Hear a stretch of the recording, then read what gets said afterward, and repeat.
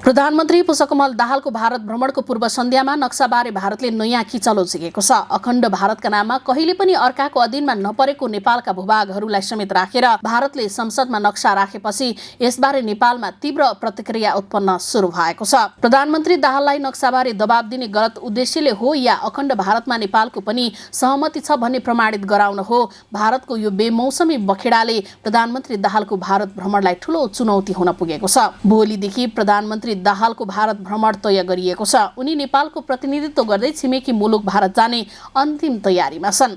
नेपालको सार्वभौमिकतामाथि चुनौती दिँदै भारतले प्रधानमन्त्रीको भारत भ्रमणको सम्मुखमा नेपाली भूभाग समेट्दै अखण्ड भारतको नाममा नक्सा सार्वजनिक गरेको छ।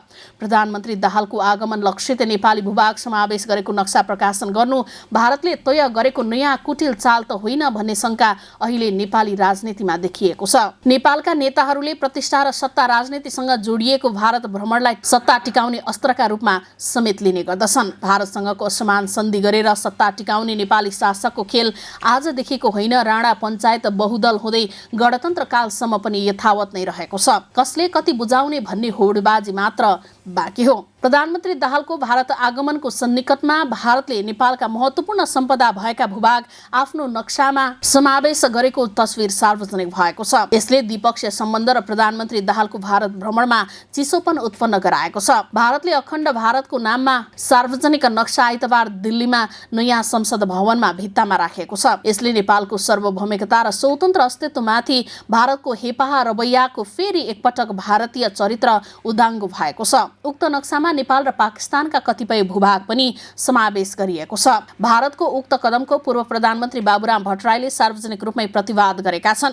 उनले अखण्ड भारतको बारेमा भारत सरकारले स्पष्ट पार्नुपर्ने माग गरेका छन्। नेपालको बुद्ध जन्मस्थल लुम्बिनी, कपिलवस्तु र विराटनगरको भूभाग समावेश गरिएको छ। सार्वभौम छिमेकी मुलुकका भूमिमा आफ्नो अधीनस्थ रहेको आशय प्रकट गर्दै नक्सामै सार्वजनिक गर्नु नेपालका लागि गम्भीर चुनौतीको विषय हो। सार्वभौम छिमेकी मुलुकको भूभाग नक्साङ्कन गरेर भारतले सार्वभौम मुलुकको सम्प्रभुतामाथि आक्रमण गरेको छ। नेपालको सम्प्रभुतामाथिको यो हनन प्रधानमन्त्री दाहालको भारत भ्रमणको केही दिन अगावै सार्वजनिक हुनु संयोग मात्र नभएर भारतको नेपालप्रतिको व्यवहार दर्शाएको हो। नेपालको स्वतन्त्रता, सार्वभौम सत्ता र भौगोलिक अखण्डताको रक्षा गर्नु सरकारको दायित्व हो र आम नागरिकको कर्तव्य पनि। यही परिप्रेक्ष्यमा नक्सा सार्वजनिक गरेर भारतले नेपालप्रति दिन खोजेको सन्देश के हो? अखण्ड भारतको बखेडापूर्ण भारतीय नक्साका अघि शिर झुकाउने कि भ्रमण रद्द गरेर कूटनीतिक, राजनीतिक र राष्ट्रिय एकता कायम गरेर भारतसँग दरो अडान राख्ने भन्ने गम्भीर र चुनौतीपूर्ण अवस्थामा प्रधानमन्त्री दाहाल पुगेका छन्।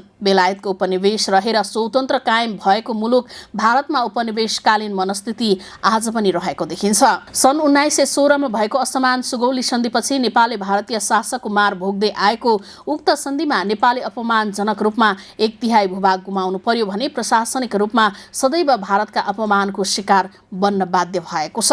पछिल्लो समय सार्वजनिक भएको नक्सामा नेपाली भूभाग समावेश गरेर फेरि नेपाल सार्वभौमिकतामा आघात पार्ने कदम चालेको छ। यसैको पराकाष्ठको रूपमा सार्वभौम मुलुकको सम्पदा आफ्नो अखण्ड भारतको नक्सामा समावेश गर्नुलाई लिन सकिन्छ। भारतमा बेलायती स्वायत्त शासन हुँदाको अवस्था अनुरूपकै साम्राज्य विस्तार गर्ने र साना देशहरूमा उपनिवेश लाद्ने प्रविधि फेरि एकपटक सतहमा आएको छ।